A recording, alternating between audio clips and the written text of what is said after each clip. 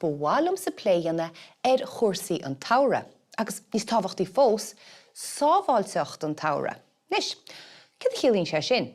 Well, tá cúpla pictiúr anseo, agus i dosach feicin muid go bhfuil an dhíríon an. Ach, cad a bheith contarteach faoin ngrian, nó ceach I gcoinneann muid tain sábháilte an ngrian? Maithú, tá na dhíríon an te, agus is féidir leat a chreiceann na ró. Mar sin, chuireann muid orainn Uachtar gréine an wa. Freisin, mar go se chó te, bí muid a curális, agus mar sin bín ar an éadaí étramacha, agus fecin muid na héadaí sin in seo. Measta ce fágad astín capín sa saora. Maithú, chun de chluigean na choisins, agus freisin chun de éada na choisins agus do chud súla.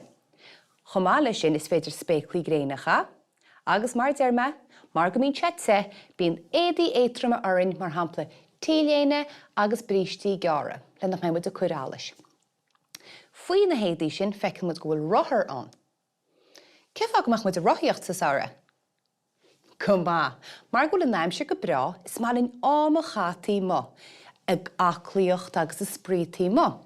Agus tá sé ítach an deise ála bheith rothaíocht, a catú bheith sábháilte.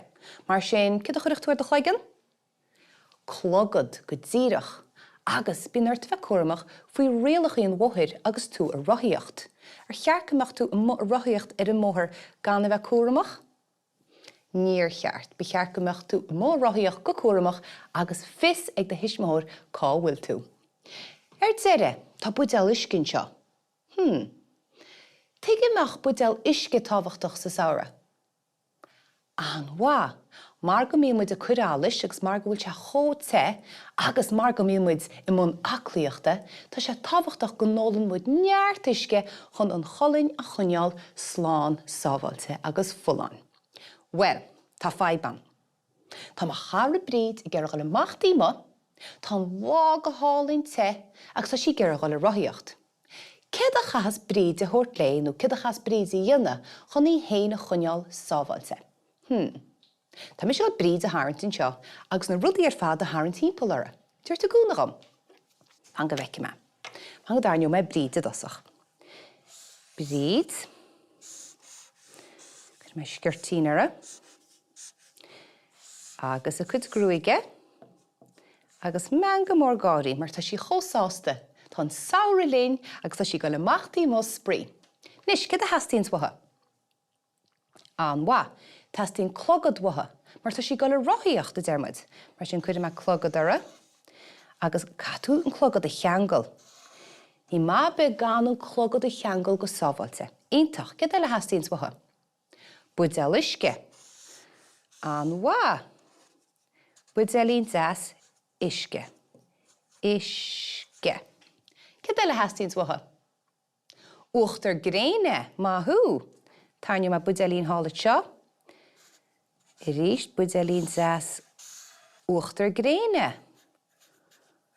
Uachtar gréine. Éinche bhfuil tastal watha, a cuoinech líon réinche bhfuil tábhachtach. Beidir go bhfuiteach sí spéiclí gréinacha. Tarniú me iad an seo. Cad eile beidir? Mór mín sí rothaíocht caisí capín a chud ar héanú hata. Mar sin tarniú me capín an seo freisin. Ach ní go leis sin chud ar fós, mar gur clogad ara. Nis, cheapin gur bríd réití le chun mach a sprí faoin néir. Ítach.